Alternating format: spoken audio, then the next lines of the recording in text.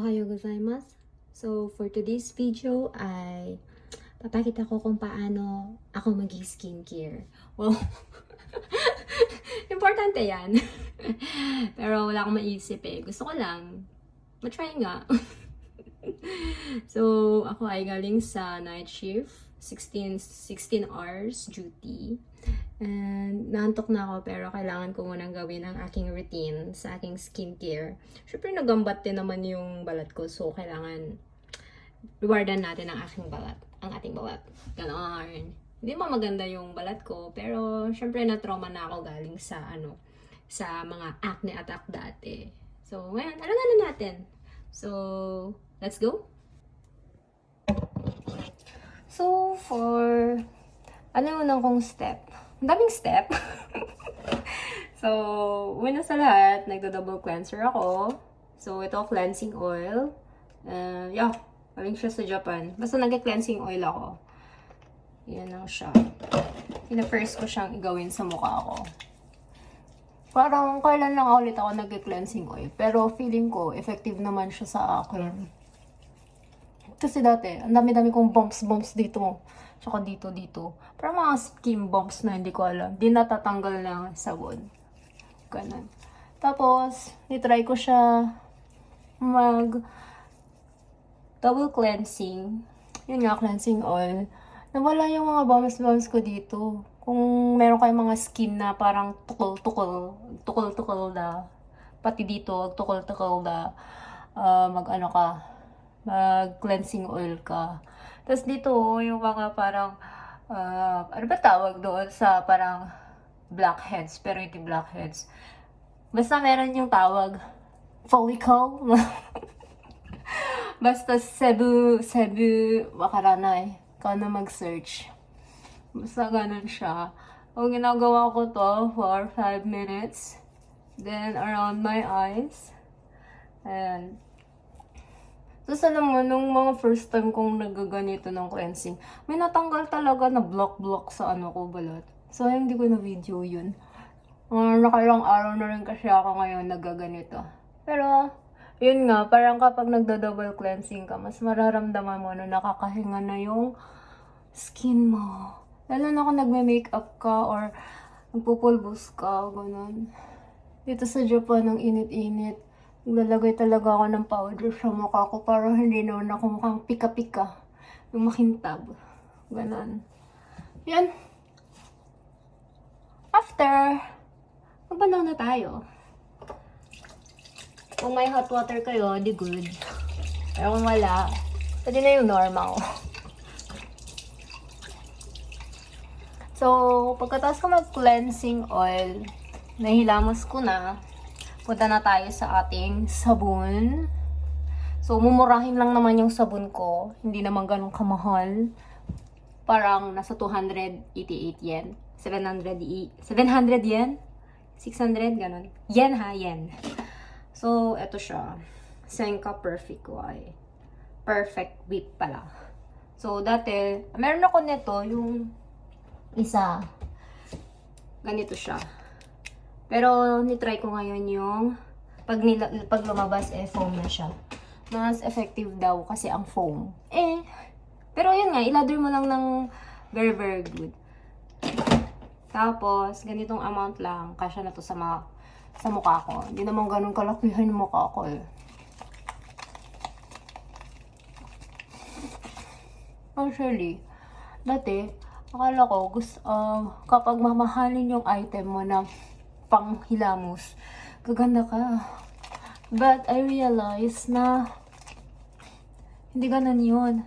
Dapat naayon siya, suited siya sa balat mo. Pero minsan, suited dapat siya sa budget mo. Mag-ano ka nga, wala ka ng budget, diba? So, dun ka lang sa mumurahin, pero effective.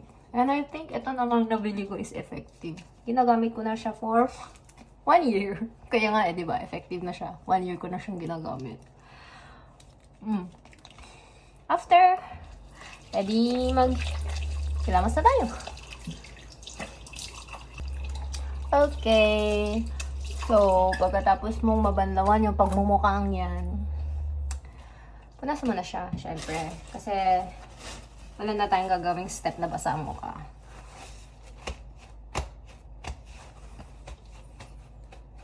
So, sabi nila, Petra, nabasa na pati yung damit ko. Ano ba yan? Dapat nag-apron kasi.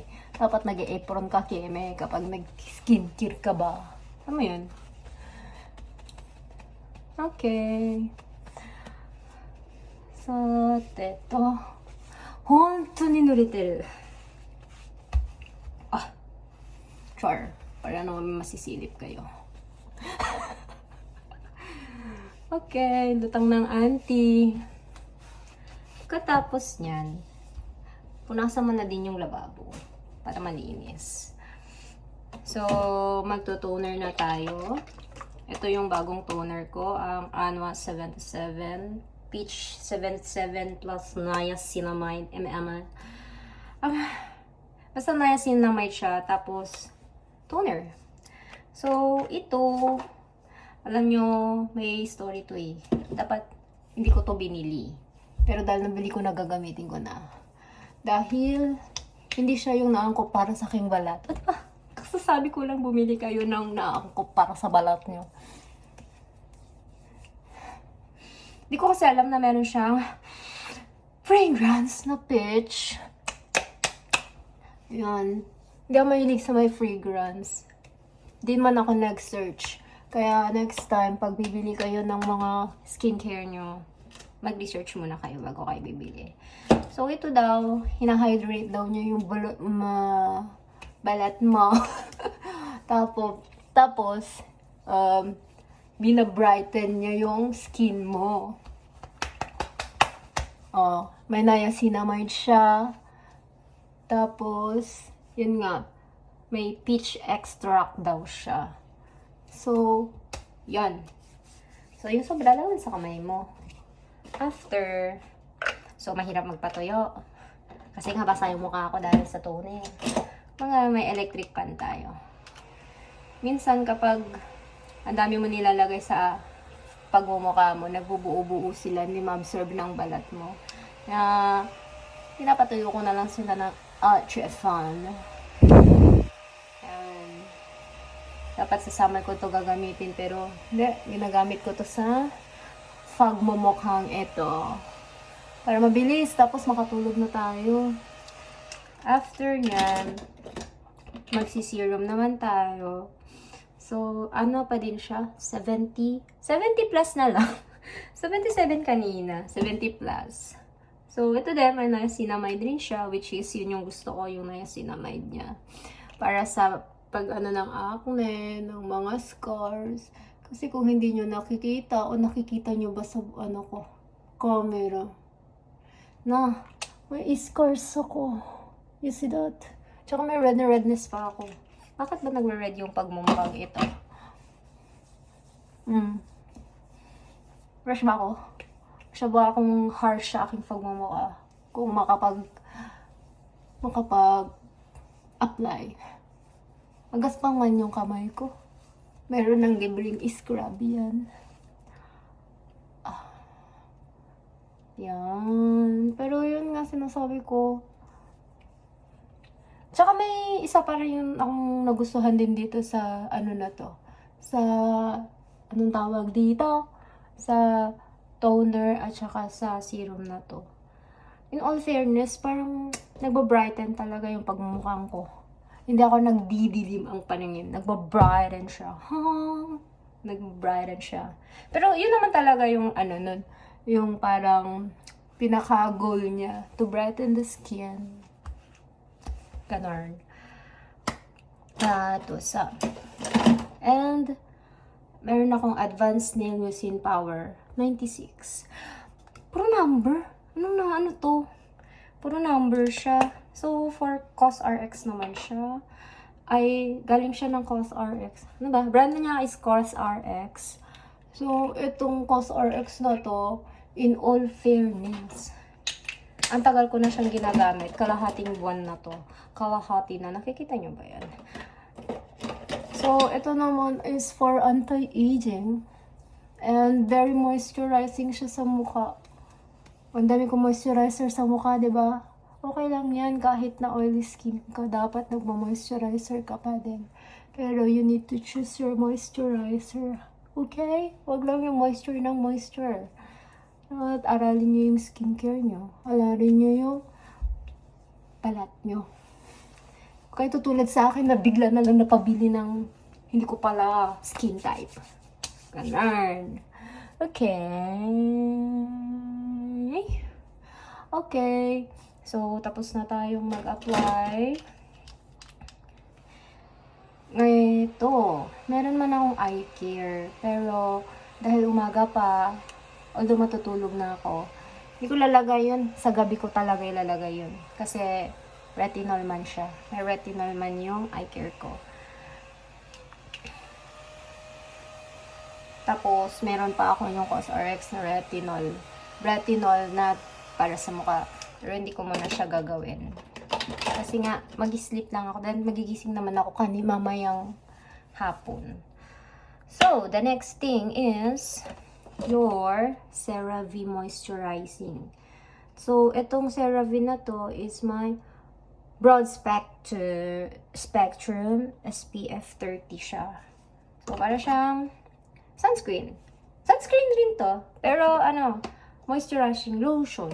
Then, meron naman yung PM ng CeraVe. Ito siya, pang gabi. Ito naman, pang umaga. Pero ngayon, ito gagamitin ko. Just in case na biglang lumabas ako mamaya. At least, meron akong protection. Yun. Ang hirap naman na pupunta ka pa sa lababo para lang mag-sunscreen. Apply mo na yung sunscreen. Pero sabi nila dapat daw nagsa-sunscreen rin sa gabi. Malay ko. Wala namang araw sa gabi, pero may sunscreen. Bakit? Siguro sa liwanag ng elaw? Elaw ka na dyan. Paki-explain, please. Ayan, baka mamaya magdapon ako ng basura. Alam nyo dito sa Japan ngayong summer, ang tagal bumaba ng araw. Alas 7 na ng gabi, nandyan pa si Haraw. Galit siya. Talagang mataas na ang init. Talagang nalilate siyang, overtime man siya hanggang alas 7, may araw pa. Kaya pati mga sampayan namin sa facility, overtime din. Mga 6:30 na naaakas. Okay. Sorry, Diyosh. Okay na yan? Konti lang naman yung skincare natin. Basta na natin magkaroon ng malalang acne. Tsaka, I'm in my 30s na. Wow, kaka-30 ko lang, I'm in my 30s. Okay? 30 na ako. So, ingatan natin yung skin natin. Dapat, youthful pa rin. Char.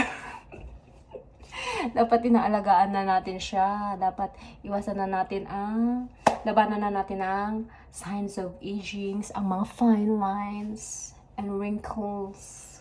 Ganon. Maika. Kakidaya pa suklayin ko yan para maganda naman siya mamaya pag doon di naman pantay talaga yung kilay na yan. Ayun. So, ito yung morning routine ko pag night shift. Tulog na. Good night. Char.